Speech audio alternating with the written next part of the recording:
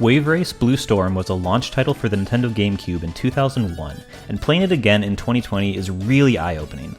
I recently played through the Twin Snakes to see how it held up 17 years after its release, and I was pleasantly surprised how good it felt. Wave Race, on the other hand, really shows its age in more ways than I was expecting.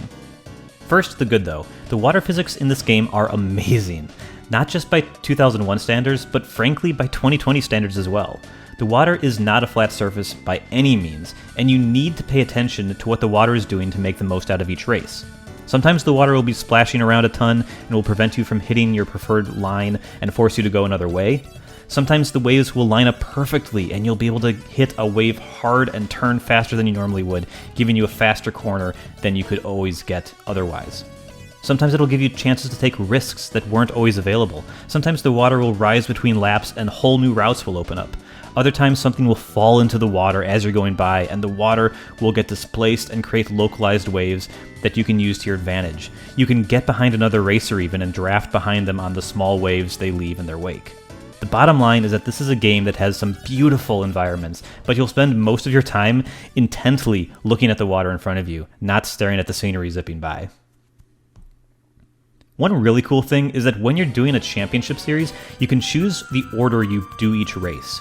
Why would you want to do that? Well, the game has a weather forecast a few days out, so you can see what races will be in calm conditions and which will be in stormy weather. And as you can guess, the weather has a high impact on the water, and the race on a sunny day will be different from the same race during a thunderstorm. You can choose which courses you feel most comfortable with to play in the rain, while the more challenging courses you may want to play on a sunny day. Or if you want more of a challenge, flip it around and do whatever you want. The choice is yours. These weather effects also look great, by the way. The game obviously lacks all modern visual tricks that would make Wave Race in 2020 look unbelievable, but when it's raining, the waves are huge, and lightning is clashing around you, it's impossible not to get lost in the beauty of this game. Even the menu and loading screens get on the action here, and they have some weather effects playing on them, as well as the ability to interact with the screen. There's a kind of a layer of water on top of menus that can transform in real time as you move around. It was cool back then, and it's totally unnecessary, but it's still cool today.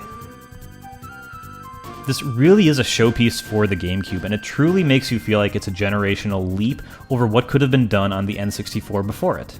As a launch title, its job is to make the new console owner feel good about their purchase, and this game does a really good job of that. But now let's move on to the bad stuff, or at least the stuff that feels decidedly old to me. There's a bunch of little things that really add up to give me this impression. So the game just kind of starts and doesn't explain anything. You get a menu with a few game modes, and that's it. There's no real onboarding.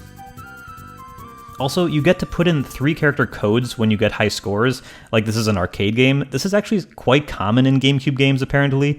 I've recently played Mario Kart Double Dash and Rogue Squadron, and those games have it too. It's just kind of weird. I haven't had to do this in so many years. Going back to the onboarding thing, there isn't much of a tutorial. You just kind of have to figure out the controls yourself. I didn't even notice that you could boost until my entire first championship was over. Tricks weren't something I knew about except for the fact that there was a trick mode.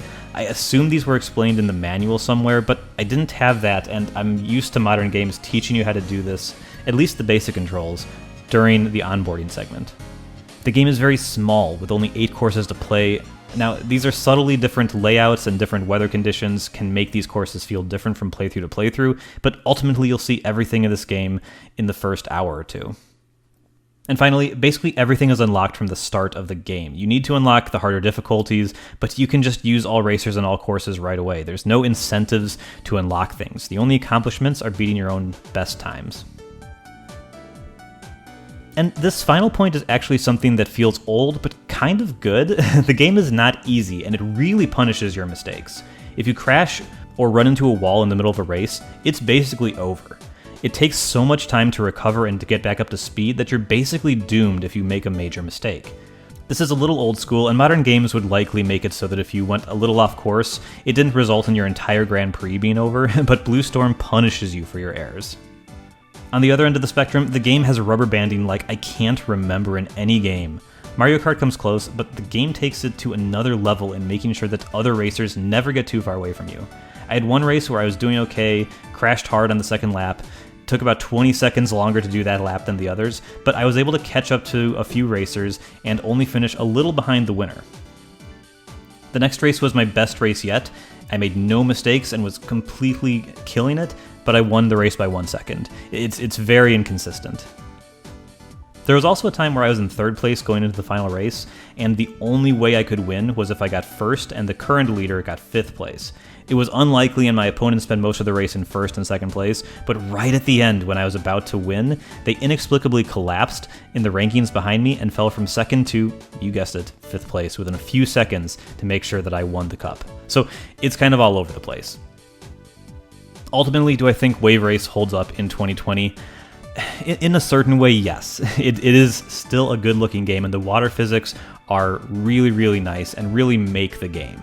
But in terms of how much enjoyment you're going to get out of this game, it's really all about time trials. It's really all about besting your own scores, and it's pretty old school in that way. And so I think that if you want to enjoy a small thing for a long time and really perfect how you do these courses, enjoying the different weather conditions and everything, then you can do that. But it's definitely not something that I would say is up to modern standards, whether that's a good thing or bad thing, but it's not quite as modern in 2020 as I was hoping.